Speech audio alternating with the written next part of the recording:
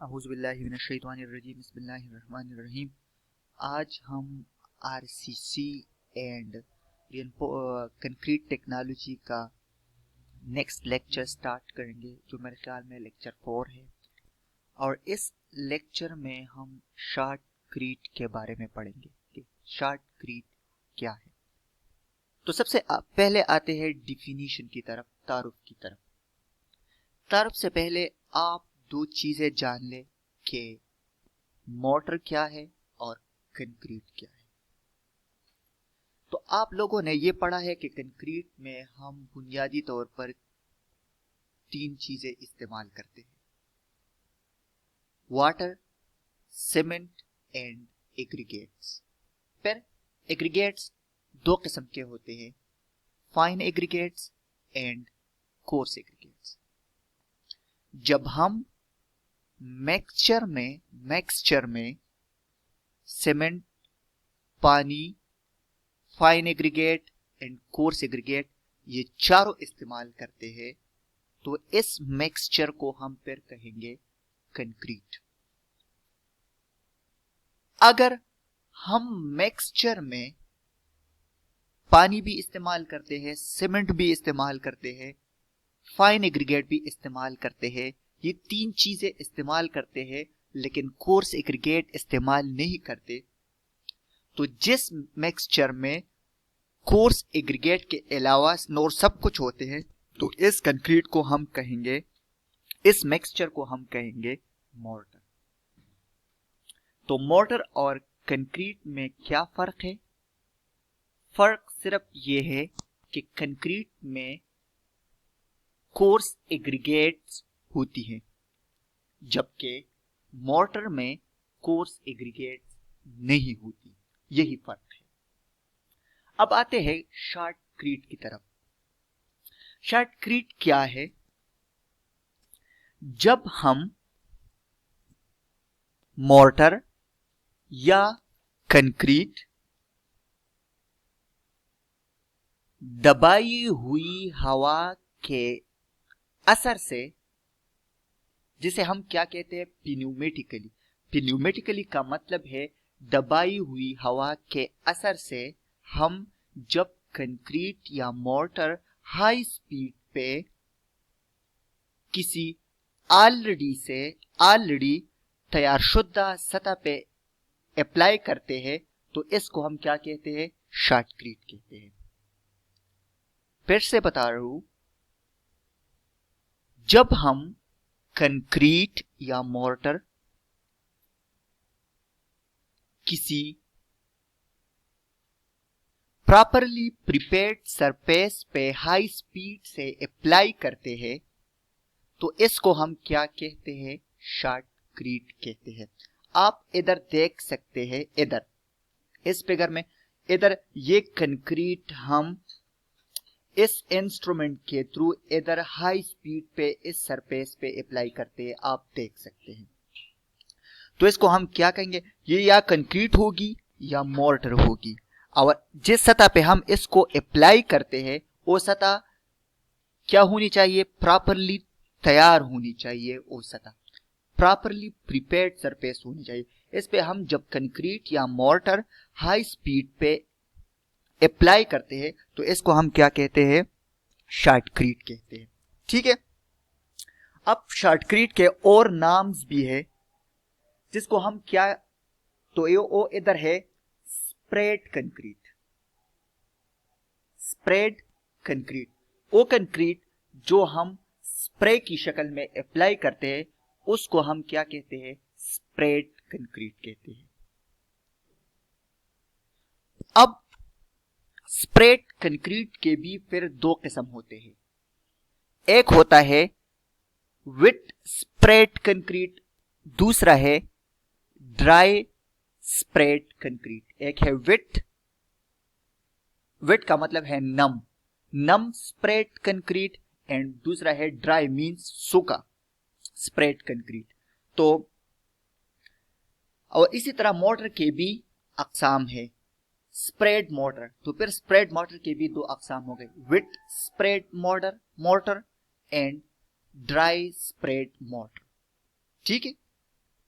अब जो एक और नाम आता है जो कमर्शियल, आप जब मार्केट में जाते हैं, आप जब ये नाम लेंगे, शॉर्टकट लोग इस तरह नहीं जानते, मार्केट में शॉर्टकट को आप इस नाम से जानेंगे जिसे हम क्या कहते हैं, गुनाइट कहते हैं, गुनाइट।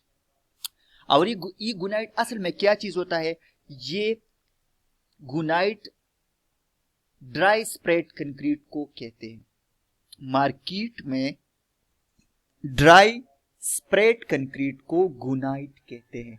ठीक है, तो आप लोगों ने ये नाम याद रखने हैं। शॉर्टकट को हम स्प्रेड कंक्रीट भी कहते हैं, वो कंक्रीट जो हम स्प्रे करते हैं उसको हम स्प्रेड कंक्रीट कहते हैं, और वो मोटर जो हम स्प्रे करते हैं उसको हम स्प्रेड मोटर कहते हैं। फिर इनके दो अकसाम होते हैं, एक होता है वेट स्प्रेड और दूसरा होता है ड्राई स्प्रेड। फिर ड्राई स्प्रेड कंक्रीट को हम गुनाइट कहते हैं। अब आते हैं इंग्रेडिएंट्स की तरफ। इंग्रेडिएंट्स मतलब अज्जा के शॉर्टकट में हम क्या इस्तेमाल करते हैं। तो आप देख सकते हैं, सबसे पहले आप लोग देख सकते हैं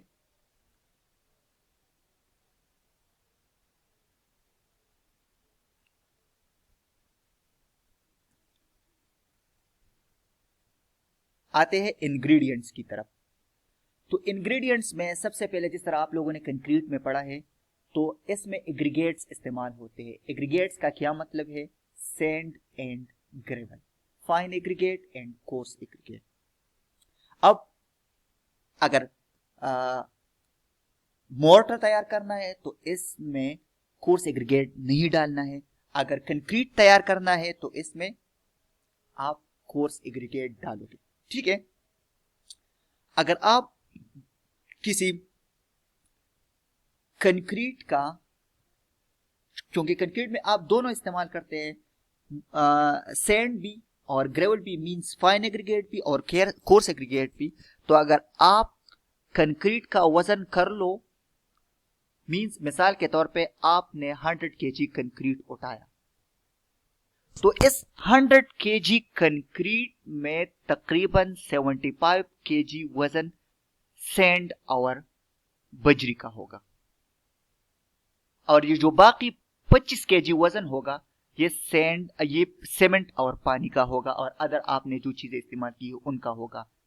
इसमें 75% वजन सैंड और बजरी का होगा, मींस फाइन एग्रीगेट और कोर्स एग्रीगेट का होगा। इसी तरह अगर आप कंक्रीट को वॉल्यूम के लिहाज से जांचो, तो अगर कंक्रीट का आप volume low 100 cubic centimetre,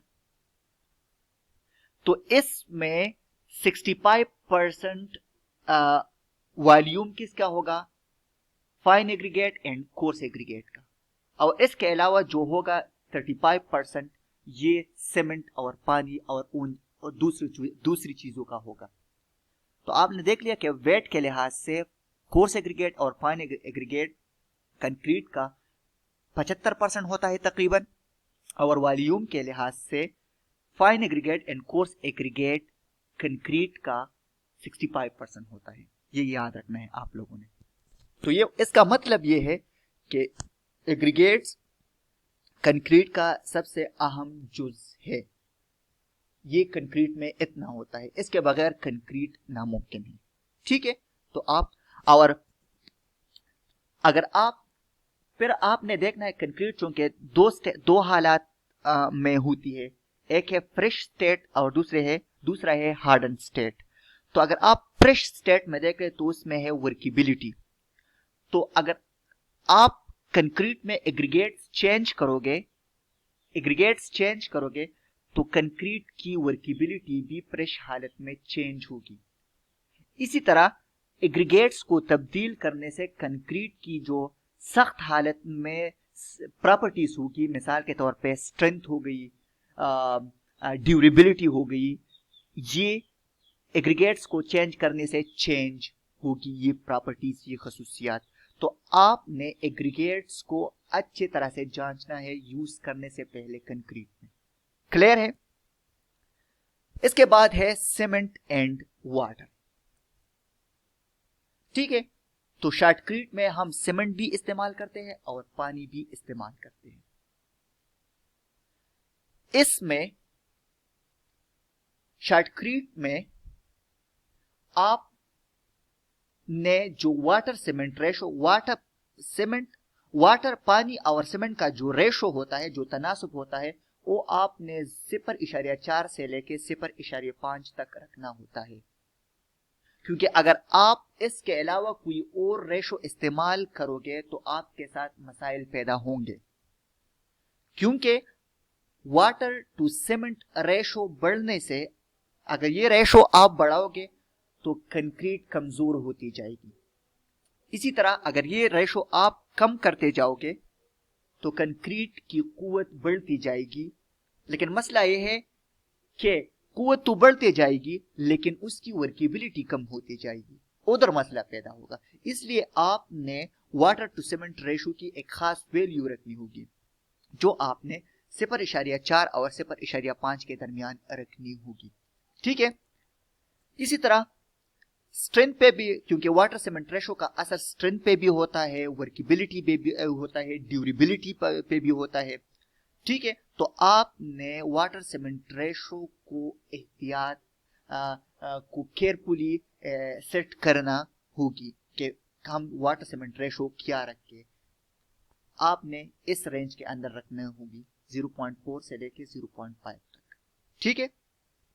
otherwise अगर आप इसका ख्याल नहीं रखोगे तो आपके पास मसाइल पैदा होंगे। स्ट्रेंथ के लिहाज से भी मसाइल हो सकते हैं, वर्केबिलिटी के लिहाज से भी मसाइल हो सकते हैं, और ड्यूरेबिलिटी के लिहाज से भी मसाइल हो सकते हैं। ठीक है।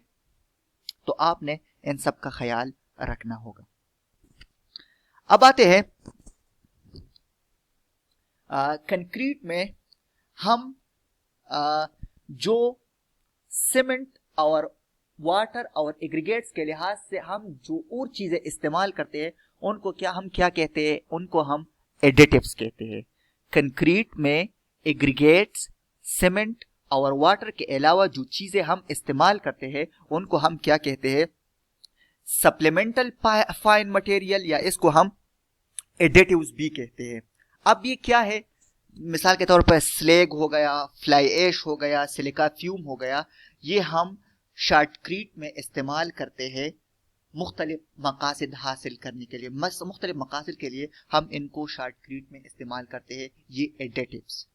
एडिटिव्स का मतलब एग्रीगेट्स, सीमेंट और पानी के अलावा जो चीजें हम कंक्रीट में या शॉर्टक्रीट में इस्तेमाल करते हैं उनको हम एडिटिव्स कहते हैं। और ये क्या होती है? Slag, fly ash, silica fume, ये इनको हम क्या कहते हैं? एडिटिव्स कहते हैं। अब हम ये क्यों इस्तेमाल करते हैं?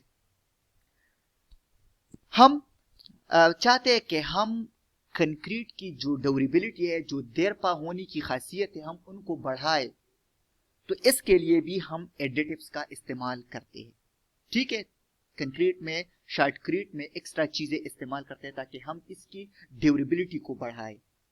इसके अलावा हम चाहते हैं कि कंक्रीट की परमिएबिलिटी को हम कम करें ताकि इससे ज्यादा पानी पास ना हो, इनमें सुराख ज्यादा ना हो। तो इसलिए भी हम कंक्रीट में एडिटिव्स इस्तेमाल करते हैं ताकि कंक्रीट की परमिएबिलिटी कम हो जाए। ठीक है। इसके अलावा हम पंपिंग प्रेशर को कम करने के लिए, जब हम शॉर्टक्रीटिंग करते हैं किसी सरफेस पे, हम मोटर को हाई स्पीड पे अप्लाई करते हैं, तो उस वक्त पंपिंग प्रेशर को कंट्रोल करने के लिए हम क्या करते हैं? शॉर्टक्रीट में एडिटिव्स का इस्तेमाल करते हैं। ठीक है। अब अगर आपके पास कंक्रीट में फाइन एग्रीगेट्स का मिकदार कम हो, ठीक है, तो आप उस मिकदार को बराबर करने के लिए, ताकि वो आपका जो खास मिकदार है उसको हासिल करने के लिए रेत के साथ आप फिर इन एडिटिव्स को भी इस्तेमाल करते हैं। तो ये चंद पॉइंट्स है जिनके लिए हम शॉर्टक्रीट में एडिटिव्स का इस्तेमाल करते हैं। एक, ड्यूरेबिलिटी बढ़ाने के लिए हम एडिटिव्स का इस्तेमाल करते हैं शॉर्टक्रीट में।